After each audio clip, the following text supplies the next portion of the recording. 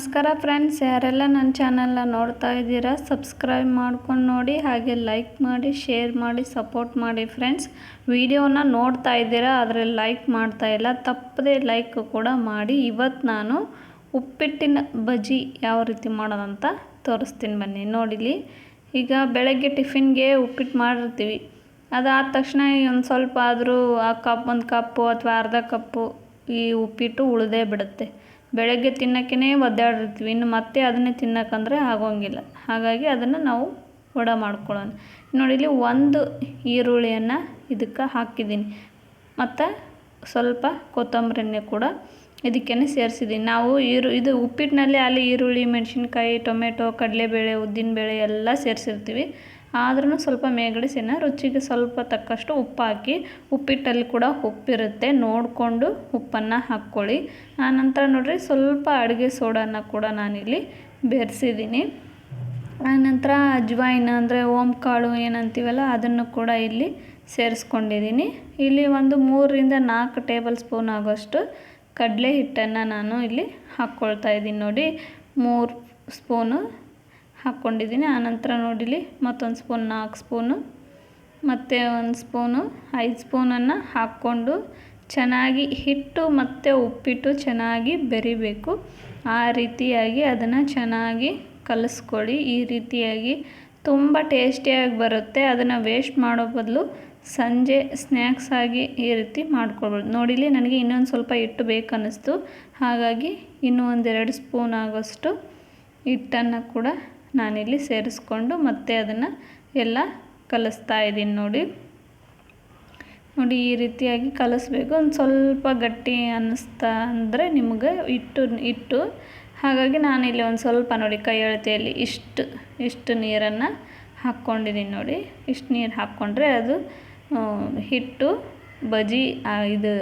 ಬಜ್ಜಿಗೆ ಯಾವ ರೀತಿ ಕಲಿಸ್ಕೊಂಡಿರ್ತೀವಿ ಅದಕ್ಕೆ ಅದು ಬರುತ್ತೆ. ನೋಡಿ, ಅದೇ ಈ ರೀತಿಯಾಗಿ ಸಾಫ್ಟಾಗಿ ಬರುತ್ತೆ, ತುಂಬ ಟೇಸ್ಟಿಯಾಗಿ ಬರುತ್ತೆ. ಆಗ ನೀವು ಟ್ರೈ ಮಾಡಿ ನೋಡಿ. ಇಲ್ಲಿ ಎಣ್ಣೆ ಕೂಡ ಬಿಸಿಯಾಗಿದೆ, ಅದಕ್ಕೆ ನಾವೀಗ ಒಂದೊಂದು ಹಾಕ್ಕೊಳ್ಳೋಣ. ನೋಡಿ, ಎಣ್ಣೆ ಕೂಡ ಬಿಸಿಯಾಗಿದೆ. ನೋಡಿ, ಎಷ್ಟು ಚೆನ್ನಾಗಿ ಬರ್ತಾಯಿದೆ. ನಿಮ್ಗೆ ಇನ್ನೂ ಸ್ವಲ್ಪ ಖಾರ ಬೇಕಂದರೆ ಈರುಳ್ಳಿಯನ್ನು ಹಾಕ್ಕೊಳ್ತೀವಲ್ಲ, ಆವಾಗಲೇ ಇನ್ನೊಂದು ಸ್ವಲ್ಪ ಹಸಿಮೆಣ್ಸಿನ್ಕಾಯಿನ ಸಣ್ಣದಾಗಿ ಹೆಚ್ಚಿಬಿಟ್ಟು ಹಾಕ್ಕೊಳ್ಳಿ, ಇನ್ನೂ ಟೇಸ್ಟಾಗಿ ಬರುತ್ತೆ.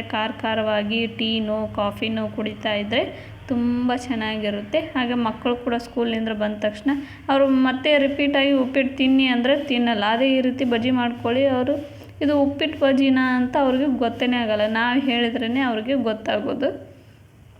ನೋಡಿ, ಈ ರೀತಿ ಎಲ್ಲ ಕಡೆ ಒಂದೊಂದೇ ಬಟ್ಟನ್ನು ಹಾಕ್ಕೊಂಡಿದ್ದೀನಿ. ಹಾಕಿ ನೋಡಿ, ಎಣ್ಣೆ ಕೂಡ ಎಷ್ಟು ಚೆನ್ನಾಗಿ ಕಾದಿದೆ. ನಿಮ್ಗೊಂದು ಸ್ವಲ್ಪ ನೋಡಿಲಿದ ಕೆಳಗಡೆ ಒಂದು ಸ್ವಲ್ಪನೂ ಅಂಟೋದಿಲ್ಲ, ಅದು ತುಂಬ ಚೆನ್ನಾಗಿ ಬರುತ್ತೆ. ನೋಡಿಲಿ, ಎಷ್ಟು ಚೆನ್ನಾಗಿ ಬರ್ತಾಯಿದೆ ಅಲ್ವಾ.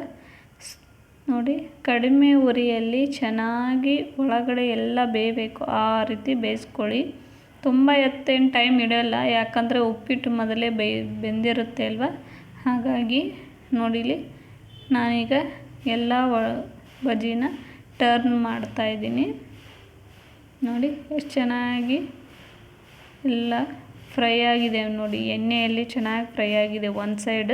ಇನ್ನೊಂದು ಸೈಡ್ ಫ್ರೈ ಆದನೆಂದರೆ ಅಷ್ಟೇ ಸಾಕು, ಬಿಸಿ ಬಜ್ಜಿ ರೆಡಿ ಆಗ್ತಾವೆ. ನೋಡಿ, ಎಷ್ಟು ಚೆನ್ನಾಗಿ ಬರ್ತಾಯಿದೆ. ನೋಡಿ, ನೋಡಲಿಕ್ಕೇ ಎಷ್ಟು ಕಲರ್ಫುಲ್ಲಾಗಿ ಕಾಣ್ತಾ ಇದ್ದೇವೆ. ಇನ್ನು ತಿಂತಾ ಇದ್ದರೆ ಆಹಾ, ಮಸ್ತ್ ಟೇಸ್ಟ್ ಅನಿಸುತ್ತಾ. ನೀವು ಎಲ್ಲರೂ ಟ್ರೈ ಮಾಡಿ ನನಗೆ ಕಮೆಂಟ್ ಕೂಡ ಮಾಡಿ ಹೇಗೆ ಬಂದಿದೆ ಅಂತ. ನೋಡಿ, ಈಗ ಬಜ್ಜಿ ರೆಡಿಯಾಗಿದ್ದಾವೆ, ತೋರಿಸ್ತಾ ಇದ್ದೀನಿ. ನೋಡಿ, ಈ ಕಲರ್ ಬಂದ ತಕ್ಷಣ ತೆಕ್ಕೊಂಡ್ಬಿಡಿ. ನೋಡಿ, ಬಿಸಿ ಬಜ್ಜಿ ಯಾವ ರೀತಿ ಇದೆ ಅಂತ ನೋಡಿ, ನಿಮ್ಗೆ ಈಗ ತೋರಿಸ್ತಾ ಇದ್ದೀನಿ. ನೋಡಿ, ಈ ರೀತಿ ಬಂದಿದೆ. ಒಂದು ಬಜ್ಜಿನ ನಿಮ್ಗೆ ಕಟ್ ಮಾಡಿಬಿಟ್ಟು ತೋರಿಸ್ತಾ ಇದ್ದೀನಿ. ನೋಡಿ, ಸಾಫ್ಟಾಗಿ ಇರ್ತವೆ, ಅಷ್ಟೊಂದೇನು ಖಡಕ್ಕಾಗಿ ಬರೋದಿಲ್ಲ. ನೋಡಿ, ನಿಮ್ಗೆ ಇನ್ನೊಂದು ಸ್ವಲ್ಪ ಖಡಕ್ ಬೇಕಂದ್ರೆ ಇನ್ನೊಂದು ಸ್ವಲ್ಪ ಹೊತ್ತು ಬೇಯಿಸಿದರೆ ಬರುತ್ತೆ. ವಿಡಿಯೋ ನೋಡಿದ್ದಕ್ಕೆ ಎಲ್ಲರಿಗೂ ಥ್ಯಾಂಕ್ ಯು.